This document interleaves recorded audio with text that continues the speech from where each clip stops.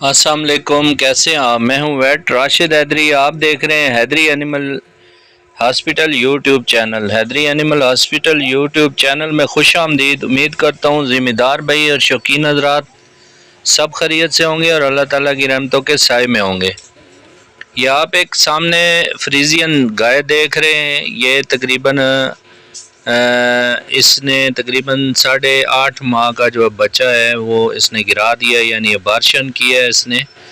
اور اس کو جو آپ نیچے دیکھ رہے ہیں، اس کے جو امبلائکل ہے، جہاں پہ عام دیسی زبان میں دھنی جسے بولتے ہیں، امبلائکل ناف بھی اردو میں بولتے ہیں، تو یہ اس کو ناف کی جگہ پہ آپ یہ نیچے دیکھ رہے ہیں کہ اڈیما ہے، سویلنگ ہے، اور نیچے جو ہے آپ کو یہ ابری ہوئی نیچے چیز نظر آ رہی ہے۔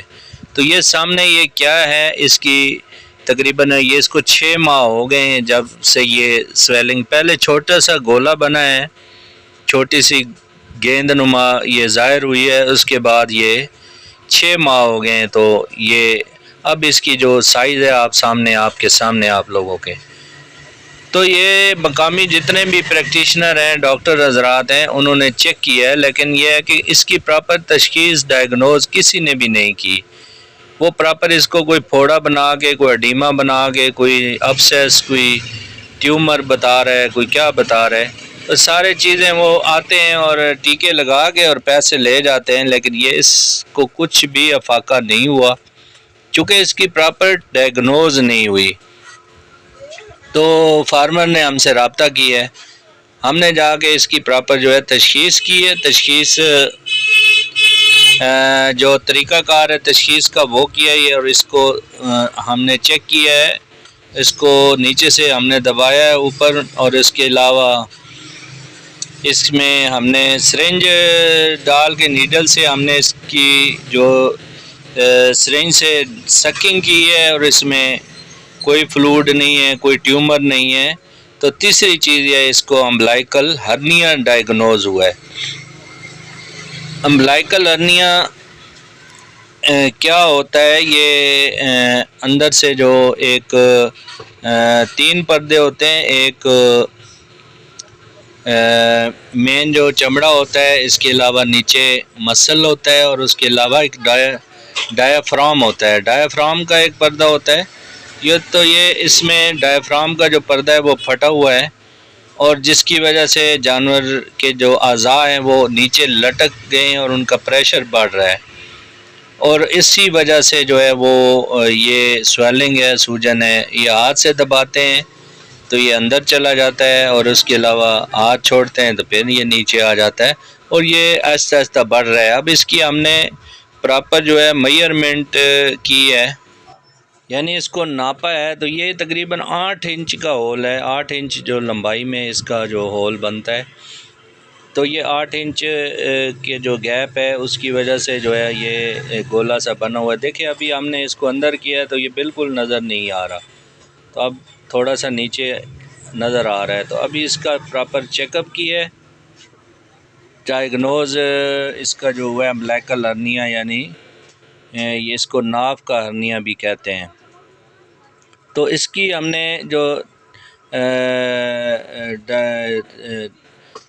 سرجری جو ہم نے ان کو بتائی ہے کہ اس کی سرجری ہوگی، اور اس کا علاج واحد اور واحد سرجری ہے، اور یہ سرجری ہی سے ٹھیک ہوگا۔ تب مالکان کو ہم نے بتایا ہے کہ اس کی سرجری ہم کر دیں گے آپ کو۔ مالکان نے ہم سے ٹائم لیا ہے 2-4 دن کا، اور پھر وہ بتائیں گے۔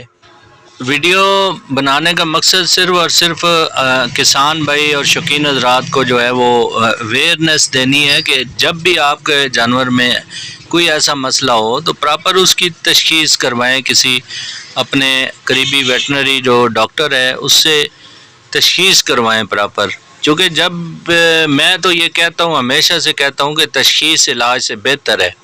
اس کی وجہ یہ ہے کہ اگر تشخیص نہیں ہوگی تو علاج کیسے ہوگا؟